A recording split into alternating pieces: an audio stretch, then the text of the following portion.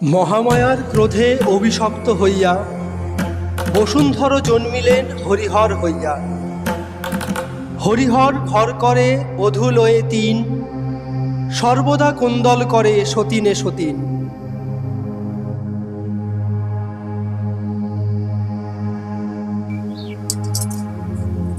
ভারী তো পাঁচ আসছে, ওই তো সিঁড়ি 5,000। এক গাদা চুন দিয়ে মুখ পুইরে দেয়, মুখ পুরি কোথাকার। ছোট গিন্নি, বাতাস যে গায়ে লাগে না। ক্ষীরের পুতুল যে বাতাস করবে কি করে? ও গো, আমার কথা কান শোনো তো। বলি, মেয়েকে কি সৌরঘর পাঠাবে নি? কালে কালে তো অনেক দিনই হলো। মেয়েকে তো দেখি স্বামী নিতেই চায় না। আর হবে না এটা কেন?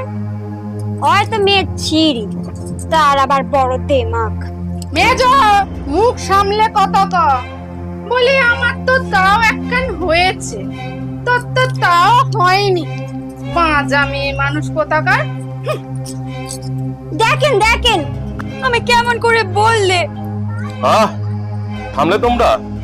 রোজ রোজ তোমাদের একই কোন্দল, কান ঝালাপালা করে দিল।